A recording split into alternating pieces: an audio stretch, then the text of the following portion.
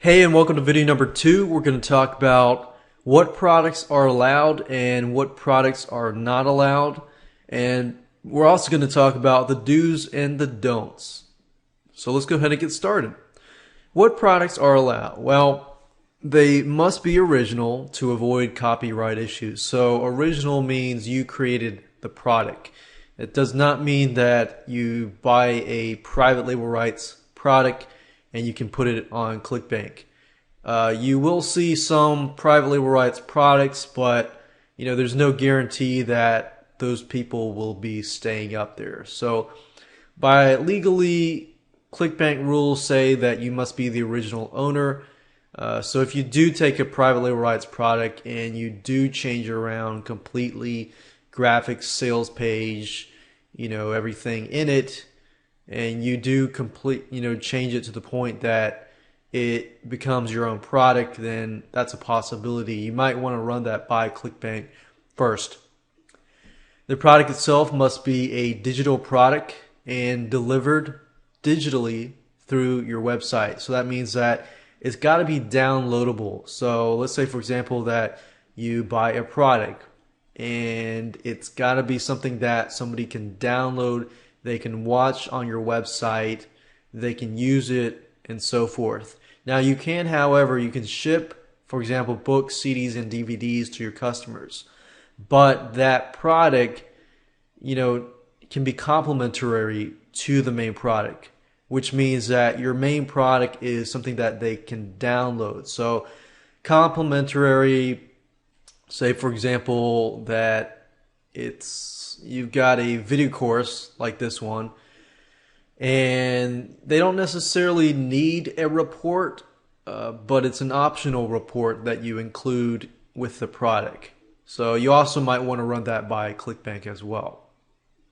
But if your product is only a DVD and you ship it through Kunaki and that's it, and that's your main product, then ClickBank is not going to approve that product unless it's they're able to download it immediately within, let's say a few minutes or a couple hours.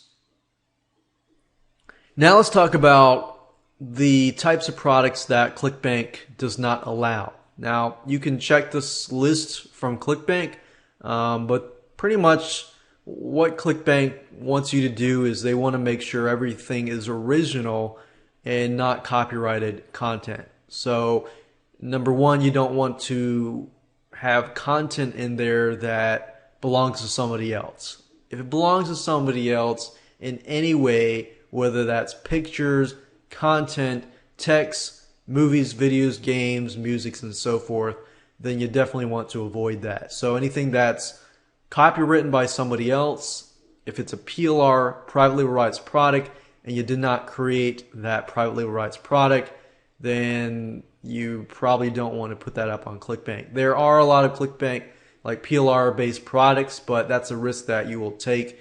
That's a risk that you will take that might close your account down. So you definitely want to avoid doing that. Now, anything illegal, anything unethical is generally what ClickBank does not like. However, some people's definition of legal and unethical can be different. So that's why there's this list of products. Number 3, we have spyware. Obviously, you can have an anti-spyware software, but you don't want to be selling viruses and spyware. And people do that. Anything with existing debts, promissory notes, digital cash, spending counts, money transfers, gift certificates, and most likely a lot of these things is because somebody else did it and it just didn't work out. You got securities, stocks, bonds, deeds, titles, lottery tickets, sweepstakes, wagers, wager pools, gambling, or betting of any kind. There used to be a lot of gambling products, but a lot of them were pulled off. Pornography, any type of pornographic entertainment. Juarez is basically like illegal stuff.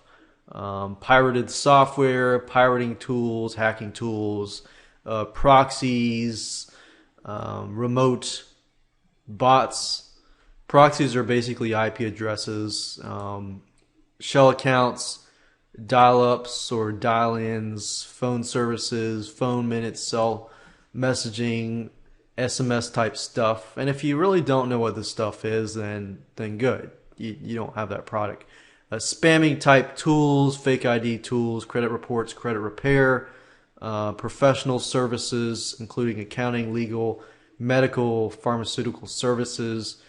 And a lot of these, like I said, credit reports and credit repair. It's also because, FTC, ClickBank is in the USA. So, the FTC, where the FTC says not to do, they try to avoid that as well because it just makes their lives more complicated. Social Security number searches, term papers or other academic works, anonymous proxies, proxy lists, password lists, hotel and travel reservations, seminar tickets, vouchers, event reservations, franchises, franchise opportunities, MLM type stuff, basically pyramid stuff, products about marketing through Craigslist or social networking sites like social media type stuff, any materials containing and endorsing discrimination, violence, hatred, revenge, racism, victimization, criminal activity, and any other category ClickBank decides to prohibit. So the last one is kind of vague, but obviously anything illegal, you want to probably move away from that. It's always good to check with them, contact them first, and run your product by them if your product is somewhat borderline, something that you might think would be prohibited by ClickBank. So that way you don't have to go through the process of setting up your site for ClickBank specifically, only to find out that it's not going to be approved. That's happened to several people before, and you definitely want to avoid that. I didn't see list building on here, but I do believe they don't like list building type products. But like I said, go ahead, check with ClickBank, make sure that the product is compliant with their system, because they can always add to this list. Now I want to talk about the do's and the don'ts. Two things, several things, but the first two things are primary. Number one, your pitch page must describe the product clearly. That's a biggie. I've had my product approved and disapproved several times because the pitch page was not necessarily clear. If your sales page is not clear as to what it is selling, what the person gets, and then how to buy the product and have a money back guarantee, then they're not going to approve that. Especially they look specifically on your money back guarantee. If your money back guarantee is like, okay, no refunds, then it's not compliant to the ClickBank network because they offer 60 days refund. So if you want to sell on ClickBank, you've got to comply with their pitch page rules. And I'll go over that when we create the pitch page. Number two, your thank you page must give the product or give instructions on how to get the product immediately. So let's say for your example, your thank you page is your download page. If your download page has the files, then great. But let's say you're using some sort of script like Amember Pro or some sort of security script that requires them to create an account so that they get the downloads. You need to make sure specifically that, okay, number one, you need to do this. You need to create your account to get the files and so forth. You need to be very, very clear. Otherwise, ClickBank will look at that and they'll say, oh, it's confusing. You need to fix this and that. So you want to make sure that you get everything right the first time so that you don't have to get disapproved, and go through the process of doing that. So you definitely want to double check before you submit your product for approval. Because let's say, for example, a recurring billing products, ClickBank says that there are no changes that can be made to recurring billing products after they are approved. So you want to make sure that you get it right the first time. Another thing that they want is pretty obvious, but a lot of vendors do miss out on this. You want to make sure that you support your customers via email, phone, or help desk. You don't have to do phone as long as you do via email and help desk, but you want to do this to prevent refunds and chargebacks. And ClickBank does monitor your refund rate and your chargeback rate. So if you get a lot of refunds and you get a lot of chargebacks, a lot of times they will actually ban you from their network. So you definitely want to make sure that people are clear, that you will honor your refund, your money back guarantee, and your refunds and your chargeback to avoid those chargebacks. Because when they do charge back, you have to kind of pay a fee with any payment processor, PayPal or ClickBank. So you definitely want to avoid that. And even if you do get a chargeback, that doesn't always mean it's your fault. It just means that the customer didn't contact you to get that refund. And another thing, they can also contact ClickBank to get a refund as well. And also you want to make sure that it's easy for affiliates to promote your product. You want to make sure that you provide them with the necessary tools to do so that they can bring sales to you.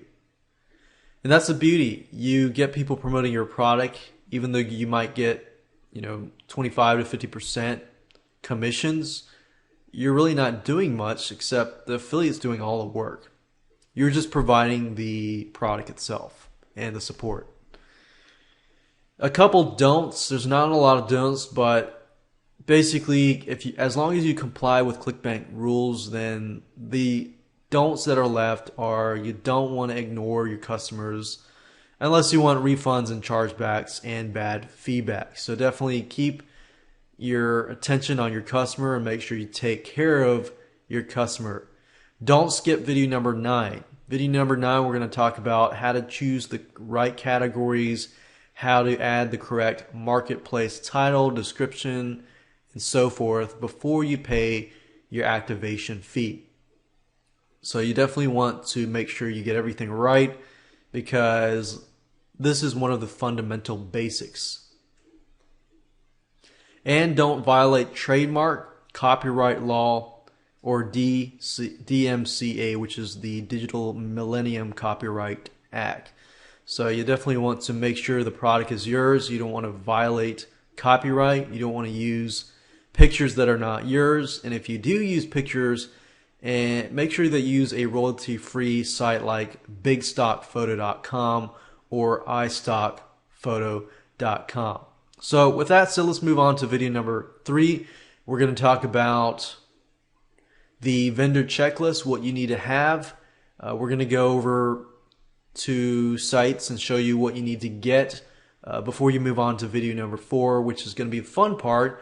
You're going to get to see step by step what you need to do, and you get to watch some screen capture videos, which are a lot more fun.